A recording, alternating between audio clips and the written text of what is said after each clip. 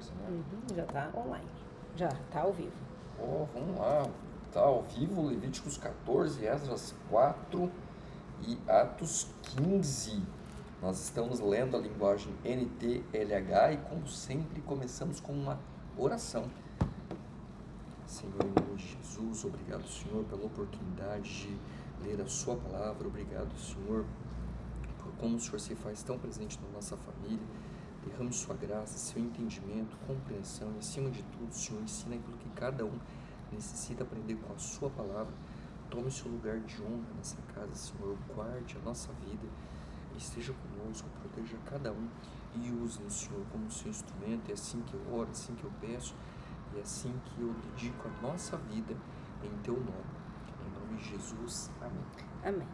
Levítico 14, cerimônias de purificação. O Senhor Deus deu a Moisés as seguintes leis a respeito da cerimônia de purificação das pessoas que sararam de doenças contagiosas da pele. A pessoa será levada ao sacerdote e esse sairá com ela do acampamento e a examinará. Se a pessoa tiver sarado, o sacerdote mandará trazer 2 aves puras, um pedaço de madeira de cedro, lã tingida de vermelho e um galho de sopo. O sacerdote mandará que matem uma das aves em cima de um pote de barro cheio de água tirada de uma fonte. Depois ele pegará outra ave, o pedaço de madeira de cedro, a lã tingida de vermelho e sopo, e os mergulhará no sangue da ave que foi morta. Em seguida, borrifará com sangue 7 vezes a pessoa que está sendo purificada e declarará que ela está pura. Depois disso, o sacerdote soltará no campo a ave viva. Aí a pessoa deverá lavar a roupa que estiver vestindo, raspar todos os cabelos e pelos e tomar um banho. Então estará pura. Depois entrará no acampamento, mas não deverá ficar 7 dias fora da sua barraca. No 7º dia ela deverá rapar de novo a cabeça, a barba, sobrancelhas e todos os outros pelos do corpo, lavar a roupa que estiver vestindo e tomar um banho, então estará pura. No dia seguinte, a pessoa pegará 2 carneirinhos e uma ovelhinha de 1 ano de idade, todos sem defeito. Para a oferta de cereais, ela pegará 3 quilos de farinha misturada com azeite mais 1/4 de litro de azeite. O sacerdote levará a pessoa e suas ofertas até a entrada da tenda sagrada e ali na presença de Deus, o Senhor, pegará um dos carneirinhos e o azeite os oferecerá como sacrifício para tirar culpas. É uma oferta especial ao Senhor e pertence ao sacerdote. Depois matará o carneirinho no lugar sagrado, onde são mortos os animais das ofertas para tirar culpas e das ofertas que são completamente queimadas. O sacerdote deverá fazer isso porque a oferta para tirar culpa é como a oferta para tirar pecado, é uma coisa muito sagrada e pertence ao sacerdote.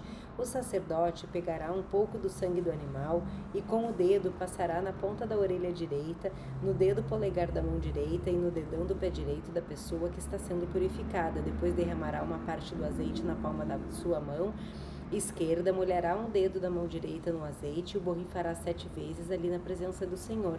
Em seguida, porá com o dedo um pouco de azeite da pessoa que está sendo purificada nos mesmos lugares em que pôs o sangue do animal, isso é, na ponta da orelha direita, no dedo do polegar, na mão direita e no dedão do pé direito. O resto do azeite ele derramará na cabeça da pessoa. Assim, na presença do Senhor, o sacerdote conseguirá o perdão dos pecados daquela pessoa. Depois o sacerdote oferecerá o sacrifício para tirar pecados, conseguindo com isso o perdão dos pecados da pessoa que está sendo purificada. Em seguida, ele matará o animal para a oferta que vai ser completamente queimada e o oferecerá no altar junto com a oferta de cereais. Assim, o sacerdote conseguirá o perdão dos pecados daquela pessoa e ela estará pura. Se a pessoa for pobre e não puder pagar tudo, ela levará ao sacerdote um carneirinho para a oferta para tirar culpas, que é uma oferta especial dedicada ao Senhor e que pertence ao sacerdote. Levará só 1 quilo de farinha misturada com azeite e mais 1/4 de litro de azeite, 2 rolinhas ou 2 pombinhos, conforme as suas posses. Uma das aves será a oferta para tirar pecados e a outra será a oferta que vai ser completamente queimada. No 8º dia do tempo da sua purificação, a pessoa levará tudo isso até a entrada da tenda sagrada e entregará ao sacerdote. Então, ali na presença do Senhor, o sacerdote pegará o carneirinho e o azeite e os oferecerá ao Senhor como oferta especial ao que pertence ao sacerdote. Em seguida matará o carneirinho, pegará um pouco do sangue do animal e com o dedo colocará na ponta da orelha direita, no dedo polegar e na mão direita e no dedão do pé direito da pessoa que está sendo purificada. Depois derramará uma parte do azeite na palma da mão esquerda e com um dedo da mão direita borrifará o azeite 7 vezes ali na presença de Deus o Senhor.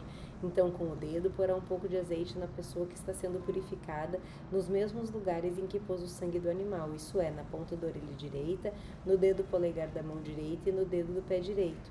O resto do azeite derramará na cabeça da pessoa e assim na presença do Senhor conseguirá o perdão dos pecados dela. Depois, conforme as suas posses dessa pessoa, o sacerdote oferecerá 2 rolinhas, ou 2 pombinhos, ou uma das aves será a oferta para tirar pecados, e a outra será a oferta que vai ser completamente queimada. Assim, na presença de Deus, o Senhor, o sacerdote conseguirá o perdão dos pecados da pessoa que está sendo purificada. Essa é a lei para a purificação das pessoas que sararam de uma doença contagiosa da pele, mas que não têm recurso para comprar o que a lei exige. Mofo nas casas. O Senhor Deus deu a Moisés e Arão as seguintes leis a respeito do mofo nas casas. Essas leis deveriam ser obedecidas depois que o povo de Israel tivesse entrado na terra de Canaã, que Deus lhe daria para ser deles. Quando Deus fizer aparecer mofo na casa de alguém, o dono irá falar com o sacerdote e dirá que descobriu um mofo na casa. Antes de ir examiná-lo, o sacerdote mandará que tirem tudo da casa, senão tudo que estiver lá dentro será considerado impuro. Depois que o sacerdote ir até a casa, examinará o mofo. Se houver manchas esverdeadas ou avermelhadas nas paredes, se aparecer que entraram nas paredes, então o sacerdote sairá da casa e deixará fechada 7 dias. No 7º dia ele voltará a examinar a casa de novo. Se descobrir que as manchas se espalharam pela parede, mandará que tirem as pedras que está o mofo e as joguem fora da cidade no lugar impuro. Mandará raspar as paredes de dentro da casa e o reboco raspado será levado para o lugar impuro fora da cidade. Depois colocarão pedras novas no lugar dos que foram tiradas e rebocarão a casa de novo. Se depois de fazer tudo isso aparecer mofo na casa outra vez, o sacerdote a examinará. Se as manchas não estiverem se espalhado pela parede, é mofo contagioso e a casa está impura. Ela será derrubada e as pedras e a madeira e o reboco serão levados para um lugar impuro fora da cidade. Quem entrar na casa durante os 7 dias em que estiver fechada ficará impuro até o pôr do sol. E se nesse tempo alguém se deitar na casa ou comer ali dentro, deverá lavar a roupa que estiver vestindo. Mas se o sacerdote voltar a examinar a casa e depois de rebocada não encontrar mofo nas paredes, ele declarará que estará pura, pois o mofo desapareceu completamente. A fim de purificar a casa, o sacerdote pegará 2 aves e um pedaço de madeira de cedro, lã tingida de vermelho e um galho de sopo, e matará uma das aves em cima de um pote de barro cheio de água tirada de uma fonte. Depois pegará outra ave, um pedaço de madeira de cedro e lã tingida de vermelho e sopo, e os mergulhará primeiro no sangue da ave que foi morta e depois na água fresca, e borrifará a casa 7 vezes, e assim purificará a casa com o sangue da ave, a água fresca, a ave viva e o pedaço de madeira de cedro e sopo e a lã tingida de vermelho. Depois levará a ave viva de fora da cidade e a soltará no campo. Assim o sacerdote fará a cerimônia da purificação e a casa ficará pura. São essas as leis para todas as doenças contagiosas da pele e da cabeça, para inchações, tumores e manchas na pele, para o mofo, na roupa e nas casas. Elas servem para saber quando alguma coisa é impura ou é pura. São essas as leis para todos esses casos. Deixa eu tampar esse cabelo branco da vampira aqui. Olha que interessante os cuidados com a saúde do povo. Os cuidados com a saúde eram impressionantes. A gente está falando aí de mais de 2.000 anos atrás, isso aqui é antes de Cristo, né? Quase 3, 4 mil anos atrás. Então, o pessoal ele tinha um cuidado, e os dias me chamam muito atenção.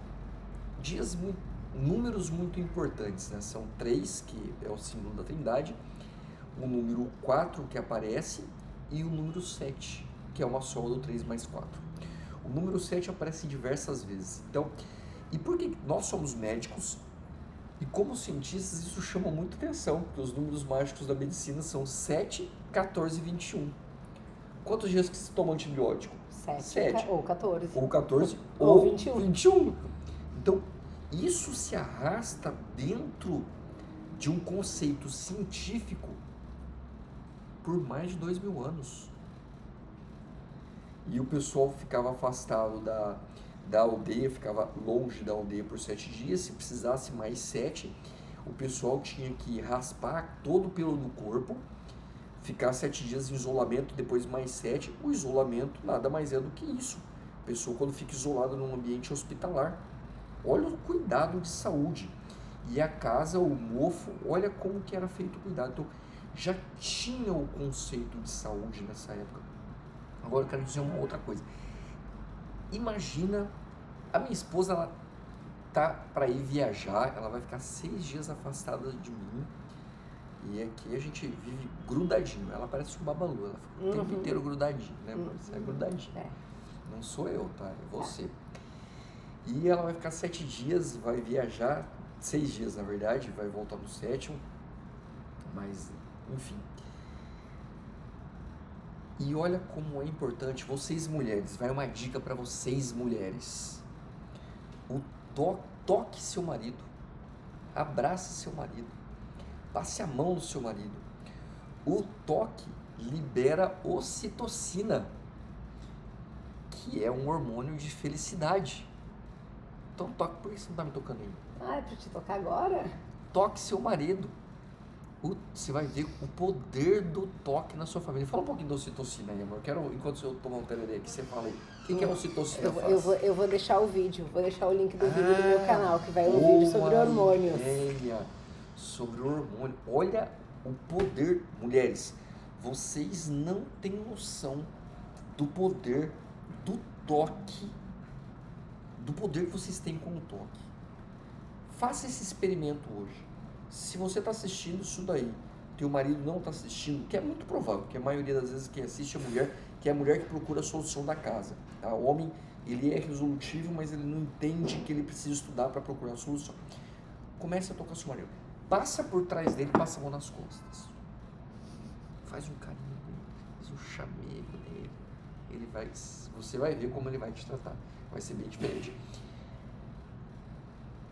Faça parte dessa família. Se inscreva no canal, mas saiba que fazer parte dessa família vai muito além de se inscrever nesse canal. Fazer parte dessa família é se tornar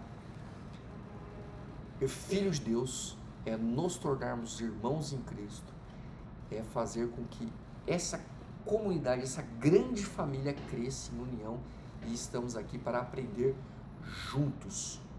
Esse capítulo falou sobre o hábito de higiene e acabei terminando falando sobre o toque. Então vamos lá para Esdras 4. Os inimigos fazem parar as obras.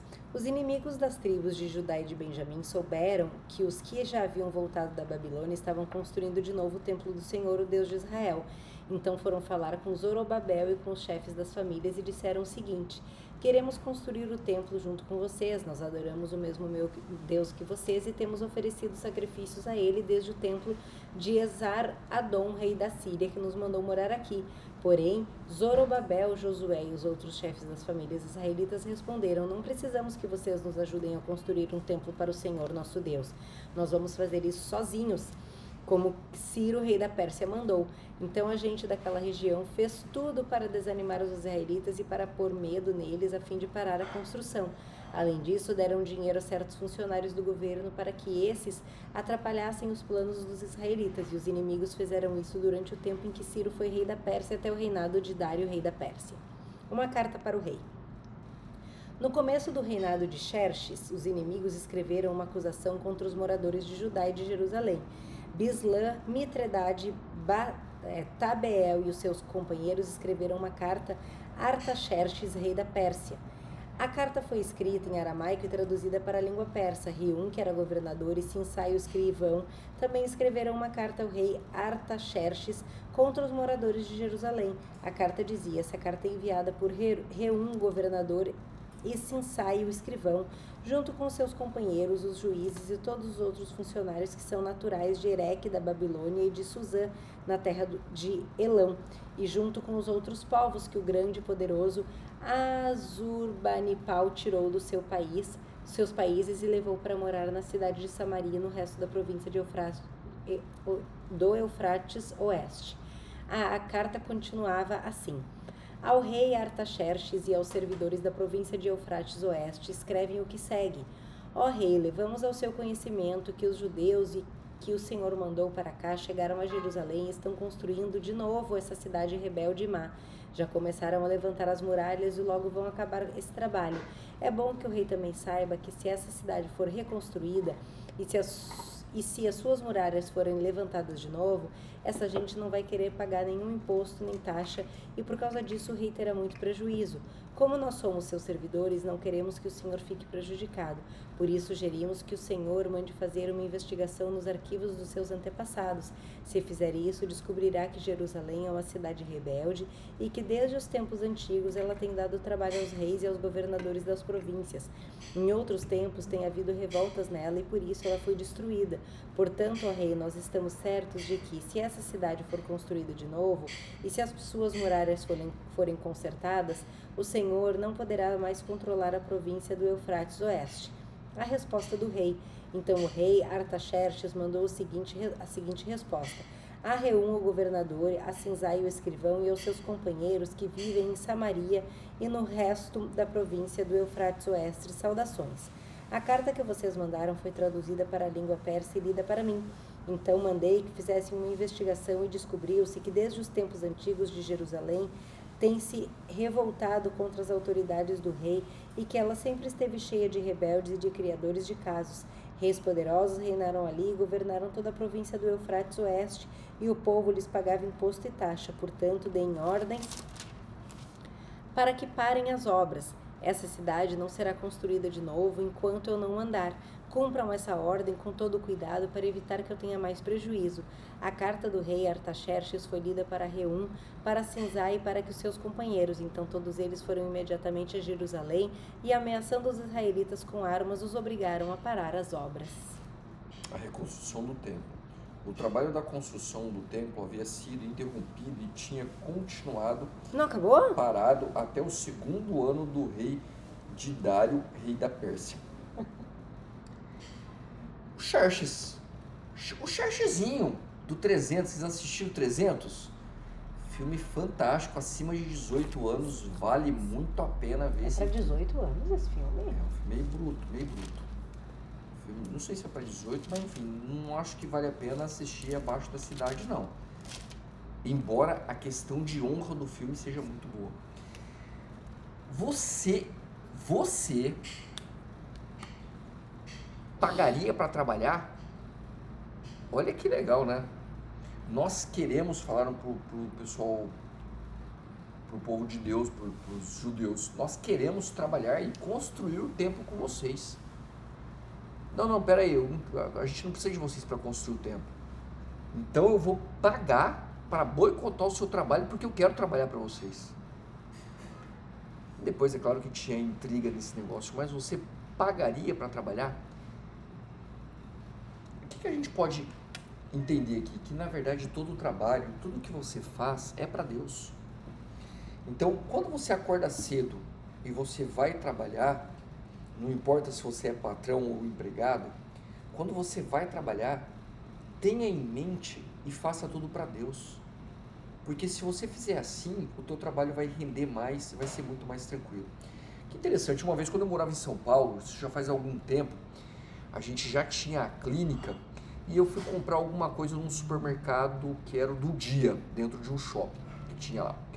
Fui comprar uma coisa e tinha uma funcionária no caixa desse supermercado do dia, uma moça bonitinha, uma moça jovem, e tinha duas pessoas na minha frente. Ela arrumou briga com o primeiro cara, porque ela tava com uma cara, não sei se eu posso dizer isso, uma cara de boom. Pode dizer? Não pode? Cara pode. ruim, vai. Uma cara meio ruim. O primeiro cara brigou com ela e ela não tinha razão. O segundo cara que estava lá meio que comprou a revolta emocional do primeiro, deu um jeito de brigar com ela e ela mordida de raiva e tratando não querendo trabalhar. E quando foi minha vez, ela já estava esperando essa vibe. Por quê? Porque é normal. Se tem uma euforia local, essa euforia é positiva, todo mundo fica positivo. Se tem uma euforia, essa euforia negativa, todo mundo fica negativo. Isso é normal. É claro que tem uns ou outros ali que identifica isso e tenta mudar a vibe. Quando chegou minha vez, ela já estava mordida. Eu falei, guria, eu posso te dizer uma coisa? Ela, peguei e falei assim, você é tão bonita e você tem um potencial tão grande para fazer o bem, para deixar a vida dos outros felizes. E eu vou te dizer uma coisa, quando você sair daqui, você pode não lembrar dos outros, porque você vê muita gente no mesmo dia, mas essas pessoas, elas podem lembrar de você e você pode perder um grande potencial. E não é só isso. Imagina que você vai acordar de manhã do mesmo jeito, você vai ter que vir para cá do mesmo jeito, você vai ter um dia de M do mesmo jeito, e você vai chegar na sua casa e você vai achar que a ascensão do seu dia é chegar na sua casa e assistir a porcaria de uma novela, enquanto você engole uma comida, dorme e vem trabalhar no outro dia do mesmo jeito. Posso dar uma dica? Trabalhe feliz, teu dia vai passar muito mais rápido, você vai ter muito mais prazer na sua vida, porque senão você vai passar grande parte da sua vida infeliz, pequenas doses de felicidade que vai ser na porcaria da novela, e você sempre vai esperar sempre o final de semana, que pode ser uma coisa ou outra, porque é uma loteria o final de semana. Então tenha na sua vida feliz, e essa é a dica de hoje, tenha na sua vida uma vida feliz independente do que você faça, traga felicidade para o seu ambiente de trabalho, porque agora a gente vai trazer felicidade para Atos 15. A reunião em Jerusalém. Alguns homens foram da região da Judéia para a cidade de Antioquia e começaram a ensinar os irmãos que eles não poderiam ser salvos se não fossem circuncidados como manda a lei de Moisés. Paulo e Barnabé não concordaram e tiveram uma discussão muito forte com eles a respeito disso. Aí foi resolvido que Paulo e Barnabé e mais alguns irmãos fossem para Jerusalém a fim de estudar esse assunto com os apóstolos e presbíteros da igreja. Então a igreja de Antioquia mandou que eles fossem. Eles passaram pelas regiões de Fenícia e da Samaria, contando como os não-judeus estavam se convertendo a Deus, e todos os irmãos ficaram muito alegres com essa notícia. Quando chegaram a Jerusalém, foram recebidos pela igreja, pelos apóstolos, pelos presbíteros e lhe contaram tudo o que Deus havia feito por meio deles. Mas alguns membros do partido dos fariseus que também haviam crido se levantaram e disseram: os não-judeus têm de ser circuncidados e têm de obedecer à lei de Moisés. Então os apóstolos e os presbíteros se reuniram para estudar o assunto. Depois de uma discussão, Pedro se levantou e disse: meus irmãos, vocês sabem que há muito tempo Deus me escolheu entre vocês para anunciar o evangelho aos não-judeus a fim de que eles pudessem ouvir e crer. E Deus que conhece o coração de todos mostrou que aceita os não-judeus depois que deu o Espírito Santo também a eles, assim como tinha dado a nós. Deus não fez nenhuma diferença entre nós e eles, ele perdoou os pecados dele porque eles creram. Então, por que é que vocês estão querendo pôr Deus à prova, colocando uma carga nas costas dos que agora estão crendo? E essa carga nem nós, nem os nossos antepassados pudemos carregar. Pelo contrário, por meio da graça do Senhor Jesus, nós judeus cremos e somos salvos do mesmo modo que os não-judeus. Então todos os que estavam ali ficaram calados e escutaram Barnabé e Paulo contarem todos os milagres e maravilhas que Deus tinha feito por meio deles, entre os não-judeus. Quando eles terminaram de falar, Tiago disse: meus irmãos, escutem. Simão acabou de explicar como Deus primeiro mostrou seu cuidado pelos não-judeus, escolhendo do meio deles um povo que seria dele. As palavras dos profetas estão bem de acordo com isso, pois as escrituras sagradas dizem: depois disso eu voltarei, diz o Senhor, e construirei de novo o reino de Davi, que é como uma casa que caiu. Juntarei de novo os pedaços dela e tornarei a levantá-la. Assim todas as outras pessoas, todos os outros povos que eu chamarei para serem meus, vão procurar e conhecer o Senhor. Assim diz o Senhor, que anunciou essas coisas desde os tempos antigos. E Tiago continuou: a minha opinião é essa. Eu acho que não devemos atrapalhar os não-judeus que estão se convertendo a Deus. Penso que devemos escrever a eles uma carta dizendo que não comam a carne de animais que foram oferecidos em sacrifícios aos ídolos, que não pratiquem imoralidade sexual, que não comam a carne de nenhum animal que tenha sido estrangulado e que não comam sangue, pois desde os tempos antigos a lei de Moisés tem sido lida todos os sábados nas sinagogas e as suas palavras são anunciadas em todas as cidades. A carta para os não-judeus. Então os apóstolos e os presbíteros, com o apoio de toda a igreja, resolveram escolher entre eles alguns homens e mandá-los para Antioquia com Paulo e Barnabé. Os escolhidos foram Judas, chamado Barsabás, e Silas. Esses dois homens eram muito respeitados pelos membros da igreja e mandaram por eles a seguinte carta: Nós, os apóstolos e os presbíteros, irmãos de vocês, mandamos saudações aos nossos irmãos não-judeus que vivem em Antioquia e na província da Síria e na região da Cilícia. Soubemos que alguns dos nossos grupos foram até aí e disseram coisas que criaram problemas para vocês. Porém, não foi com a nossa autorização que eles fizeram isso. Portanto, nós todos resolvemos, sem nenhum voto contra, escolher alguns homens e mandá-los a vocês. Então vão com os nossos queridos irmãos Barnabé e Paulo, que têm arriscado a sua vida a serviço do nosso Senhor Jesus Cristo. Estamos enviando então Judas e Silas para falarem pessoalmente com vocês sobre essas coisas que estamos escrevendo, porque o Espírito Santo e nós mesmos resolvemos que não pôr nenhuma carga sobre vocês, a não ser que essas proibições, que são de fato necessárias, não comam a carne de nenhum animal que tenha sido oferecido em sacrifício aos ídolos, não comam o sangue nem a carne de nenhum animal que tenha sido estrangulado, e não pratiquem imoralidade sexual. Vocês agirão muito bem se não fizerem essas coisas. Saúde a todos. Então mandaram que os 4 partissem, e eles foram para Antioquia. Lá reuniram os cristãos e entregaram a carta. Quando esses a leram, ficaram muito alegres com as palavras de ânimos que havia nela. Judas e Silas, que eram profetas, falaram muito com os irmãos, dando-lhes assim ânimo e força.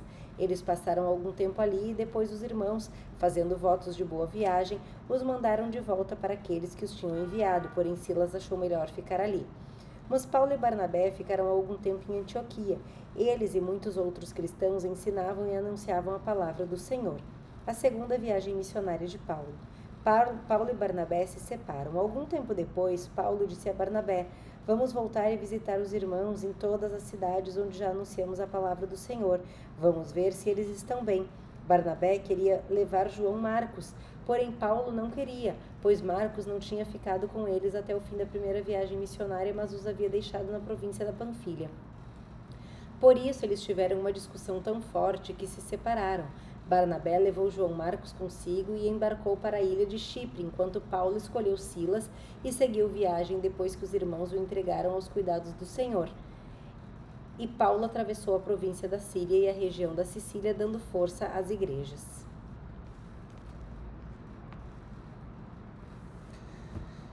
Discussão entre Paulo e Barnabé. Briga por convívio. Isso acontece na sua casa? Na minha casa não acontece, não.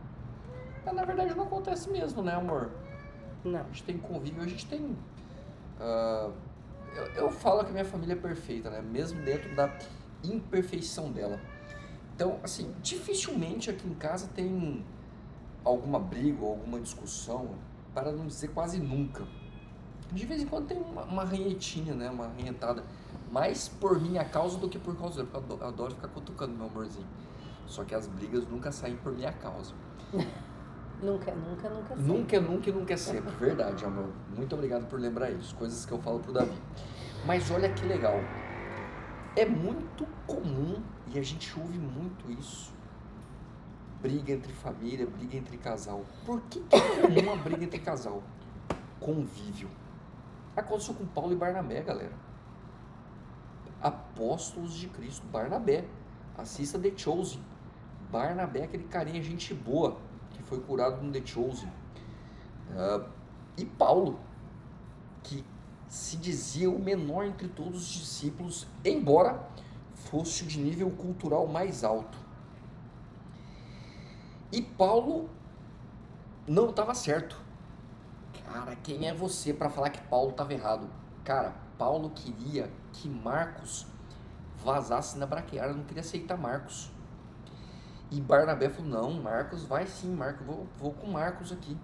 Marcos escreveu. Já pensou se Paulo tivesse rejeitado Marcos para Cristo? Quem era Paulo para fazer isso?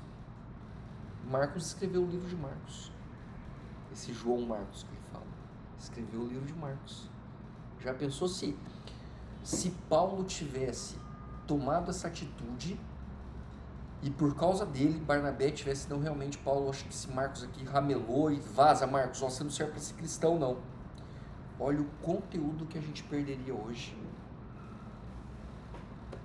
A igreja, ela se divide a tal ponto que eles fizeram uma reunião para dizer para um povo, falou assim: ó, o pessoal aí criou uma confusão, a gente vai mandar uma galera para dar uma consertada aí. Isso acontece hoje. Tem igreja aí que em vez de unir forças para Cristo, se divide em Cristo. Galera, a igreja é você. Eu acho que você tem que ir em uma igreja realmente, um lugar para você ouvir da palavra. Mas você tem que ter um senso crítico para não achar que a sua igreja é perfeita. Porque só tem uma igreja perfeita, é Cristo. Essa é a única igreja perfeita. E aí tem uma coisa que me chamou muito a atenção nesse capítulo. Porque Jesus diz que o que entra na sua boca não é pecado, o que sai é. Só que aqui tem uma ordenança, um mandamento, depois de que Jesus voltou aos céus, que é: não coma sangue ou carne de animal estrangulado. E isso me chamou atenção agora, e eu já li isso aqui algumas vezes, só que eu nunca entendi dessa maneira. E uma vez eu ouvi o pastor Saião num podcast dele falando o seguinte, falando que ele não come sangue de animal, não come nada que seja de sangue de animal. E eu nunca entendi por que isso ficou na minha cabeça, e agora eu leio isso, agora eu entendi. Porque depois que Cristo voltou ao céu, os discípulos, os apóstolos, eles dizem: não coma sangue ou carne de um animal estrangulado. Isso eu acho que é algo para se cumprir. Mas o que eu quero te dizer nesse momento é que não existe uma igreja perfeita. A única coisa perfeita é a palavra de Deus, e por isso nós estamos lendo ela para você do começo ao fim. Porque a palavra de Deus é perfeita.